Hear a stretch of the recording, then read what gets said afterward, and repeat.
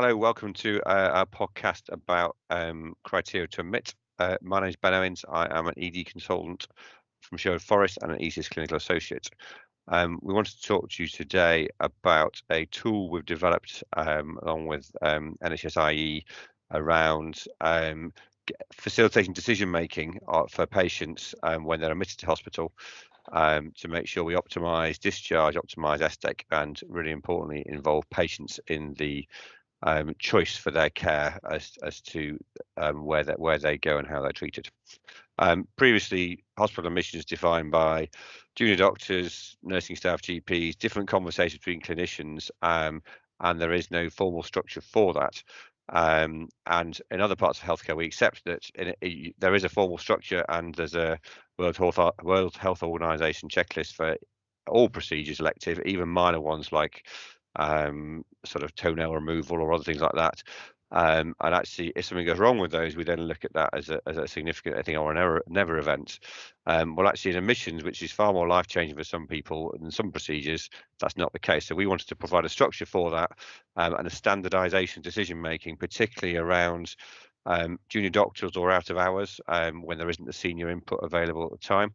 And the key thing around this really is it's about the patients at the right time in the right place, and actually the risk of, if someone is admitted who doesn't need admitting, there are potentially two harms. One is the risk of admission to the patient who doesn't require admission, particularly the frail elderly, but also if that bed is taken over or access to that service is taken up by that patient, then another patient may have delayed or displaced care as a result of it. And that's the real driver behind wanting to make this change or facilitate this tool's use. A good example is a patient admitted to hospital who his relative is a doctor in that hospital, and their grandmother's admitted a frail and elderly with dementia, with a clear plan in the notes not to be admitted to hospital. They sent to hospital because of a head injury, and then kept in overnight by junior doctors. The following day, kept in on the ward round because of a mildly raised blood test and a possibility of infection, but a stable patient gets admitted further to the hospital.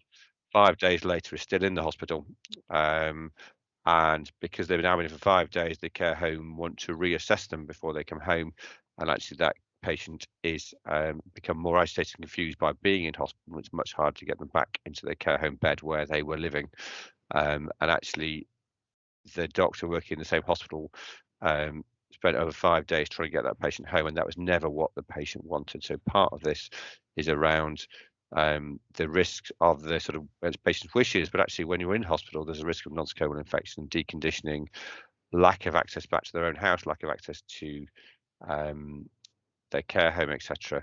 And there are real knock-on effects if we don't get this right. And once people are in, sometimes they're in for a long time.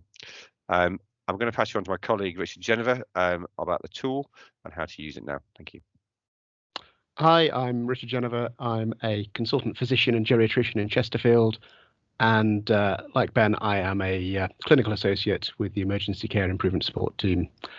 So to give you a little bit of background, the idea of the Criteria to Admit tool was to really address the reasons for being in hospital. And there are two, perhaps three strong reasons to be in hospital. The first one is if your physiology is such that the risks of being outside a hospital is just too great. The second one is if there is a treatment that you need that day that could only be delivered in hospital. And the third one that you might add is at that particular moment, you might have other needs that can only be delivered in a hospital, but perhaps very soon down the line, it might be possible to deliver that elsewhere. And the tool takes you through a series of questions trying to pick up on those issues, starting with the early warning score. So anybody with an early warning score of 4 or higher using the NEWS 2 scoring system, or a score of 3 or more in a single parameter, would normally need to be in hospital. Important to remember that we're talking about changes to people's physiology rather than things that are always the case. So bear that in mind with things like people on long-term oxygen. The second step is to ask whether there's something about the condition that means that person is at serious and imminent risk of life-threatening deterioration. And we think about things such as vascular emergencies, so significant bleeding, ischemia or infarction, perhaps metabolic problems, or a rapidly progressing condition. Those are the sort of things that the condition itself might require the person to be in hospital. And then there's a question that leads to what we think of as a sort of stop moment, which is to ask yourself, if you were seeing this person in a less acute setting, so perhaps if you're seeing them in a primary care setting or an outpatient clinic, would you admit them? Because it's very easy when you're working in a particular environment to get into a way of thinking, and this is just designed to challenge that. And then essentially the final main question is, do they require treatment today that cannot be delivered anywhere but in a hospital?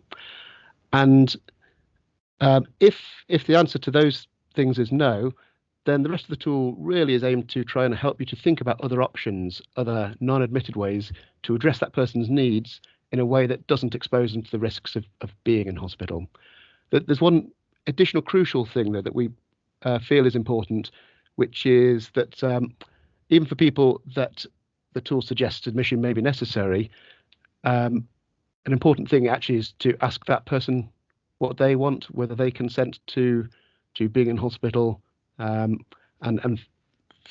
putting that into your decision-making process.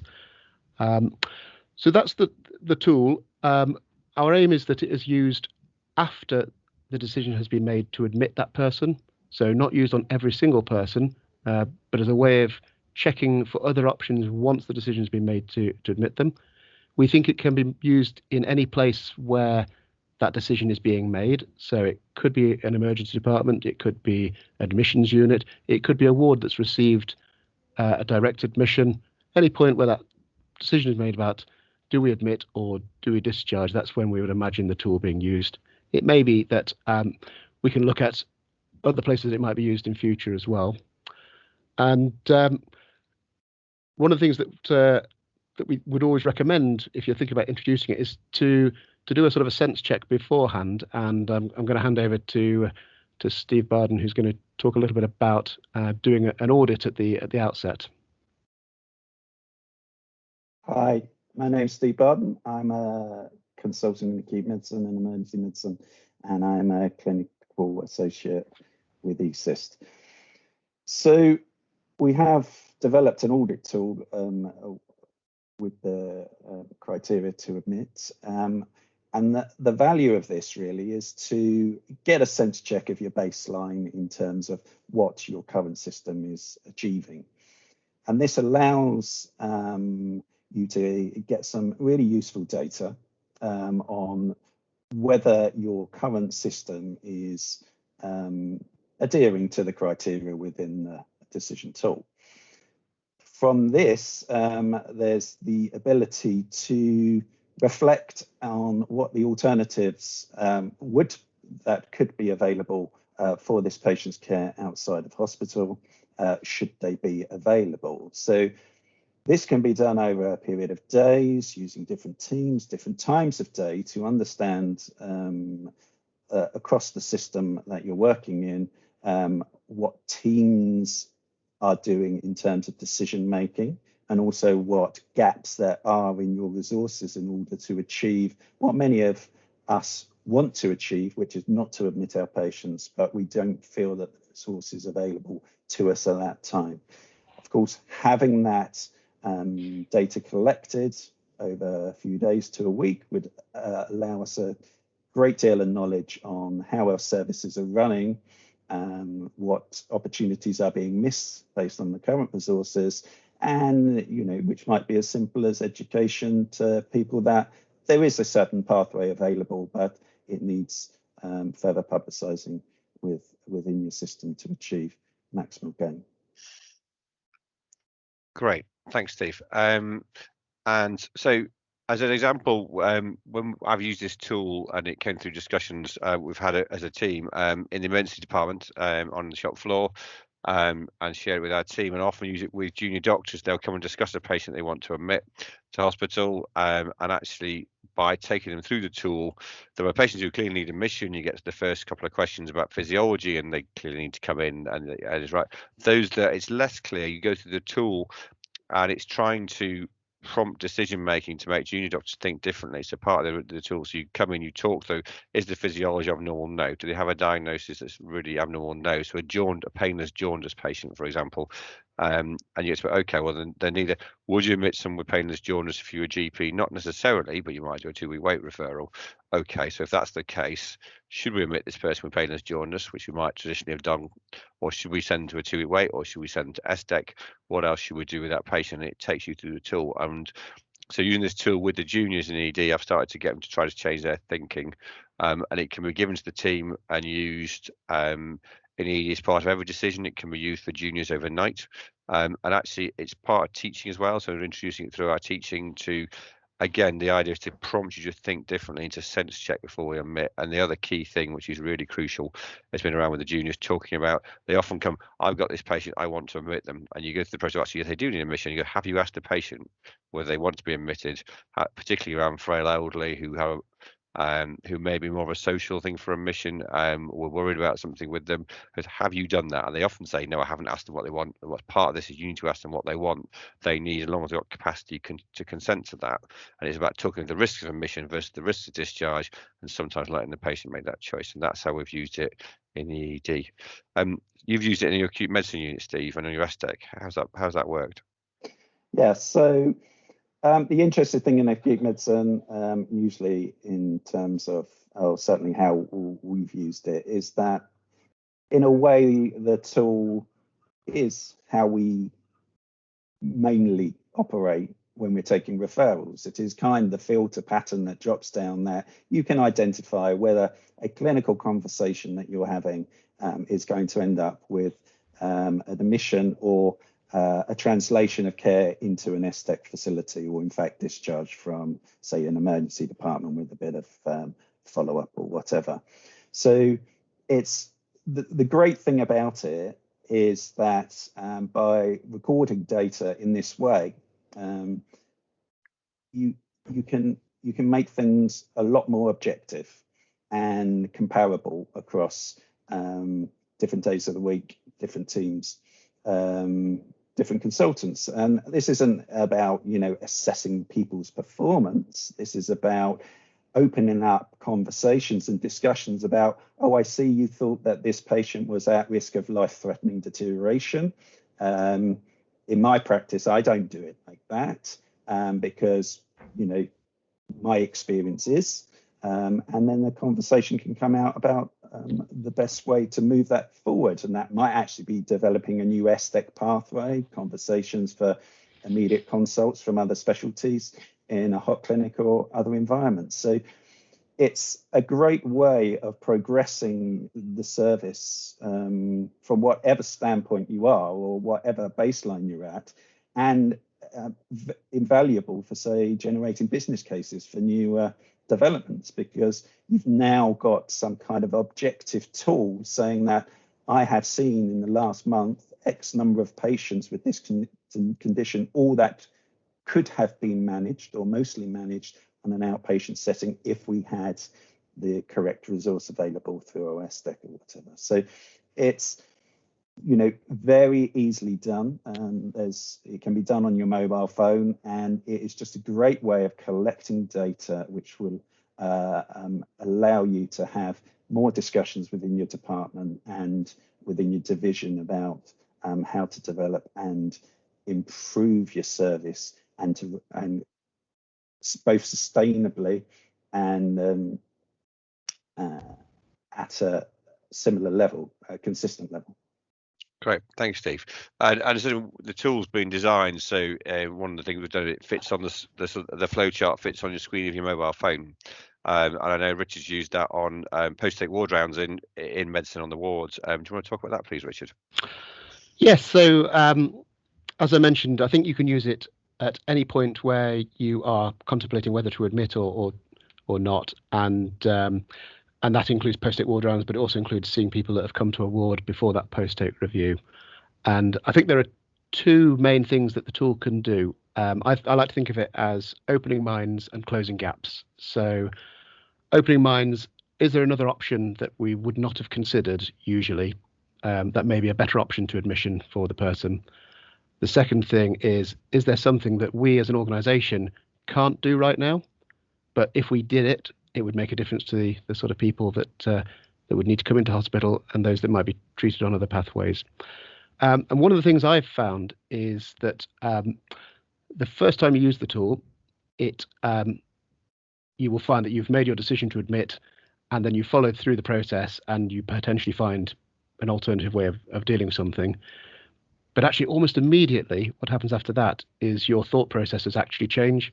So you start to incorporate the questions into your practice very, very rapidly. And I think that what we'd probably find is that people quite quickly find that the tool changes things less.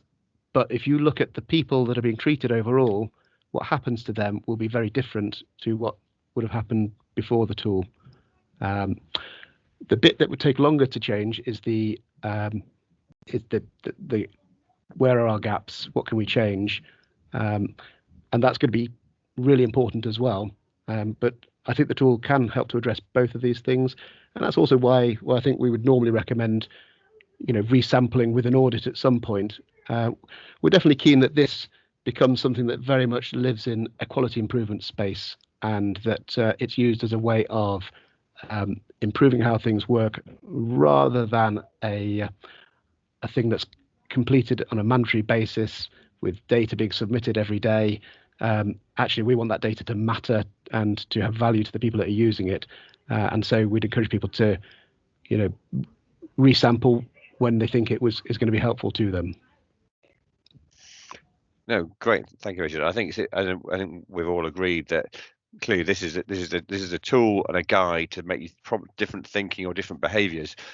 Every patient decision depends on the patient in front of you, and as a clinician looking after a patient, the decision has to be made by that clinician in the best interest of the patient with the resource they've got available at the time as well. So it's really important the tool is there to prompt thinking, to prompt discussion, to prompt conversation with the patient or your colleagues.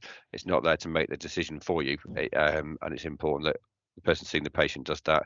It's also important to emphasise we've been through this with NHS Improvement England. It's been supported by the National Director for Urgent Emergency Care, the National Leads for SDEC and Reducing Length of Stay, and as an ECIST team as well. So it's been very much developed by clinicians, for clinicians, based around the patient. And in doing so, we hope to improve patient care. And obviously, we've talked a little bit about the risks of a patient being admitted who didn't need to be admitted. And actually how a simple overnight admission just to check something can be a 3 or 4 week or 5 week admission sometimes. But actually it's also about the benefits of discharge, and Richard was going to have a conversation about that briefly.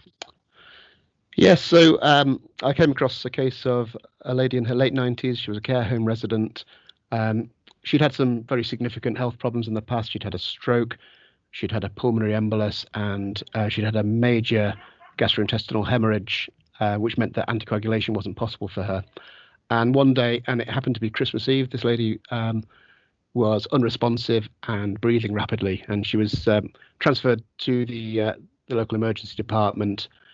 And at this point, her family came along and said that they knew well, because she'd been saying this for many years, that she wouldn't want to be in hospital. And in fact, if this was to be the end of her life, she'd like to be back at the care home. And what was fantastic is that the ED consultant asked themselves the question, what can I do to help? And what they felt they needed to do was try and organise oxygen for this lady. So they phoned the respiratory ward to say, how do you do this? Because it wasn't something that they'd done previously, and managed to get oxygen in that day. And she was back in her care home the same day, Christmas Eve. The next day, the family fully expected a phone call saying that she had passed away, and that would have been fine for them, actually, because it was her wish, and she was being cared for where she wanted to be. But actually what happened in her case is a couple of days later, she woke up and asked for a cup of tea. And a couple of years later, she celebrated her 100th birthday. And these are the sort of people that once they get admitted are most at risk of the harms of being in hospital. The family and the person involved were happy for her to reach the end of her life in comfort in a place that she knew people. As it happens, I think that that her life was actually potentially extended by the decision to discharge her at that time. I think being away from the risks of being in an inpatient environment was actually much better for her, as it happens. So it's important to remember that every decision to admit is that balance of the benefits of being in hospital against the harms of being in hospital. And in her case, her wish was definitely not to be in hospital. Great, thanks, Richard. It's a powerful story. I mean, we've probably all seen very similar cases, and there are lots across the NHS about people who don't get admitted and are better off. And I think the important thing, and thanks both for the conversation, it's been really good around this, is that sometimes as clinicians having a checklist doesn't seem necessary. But again, if in elective care for every procedure we have a checklist, and that's a really controlled environment with really specific conditions, then actually in emergency care, which can be pressured, stressed, and is probably less predictable in terms of what's going on with patients, we don't use a checklist, and we're not saying this should be a checklist that must be used for every patient, but we don't have a process or a structure to follow, then actually we're going to miss opportunities. And every 3-month admission starts with a 1-day admission. So just because one person doesn't get the process, is that. So we really hope people use it, and we hope it's useful, and that it's available on NHS Futures website. And very shortly, and we would encourage you to use it, have a look at it, talk to your teams about it, and hope you find it useful for yourselves, but particularly your patients.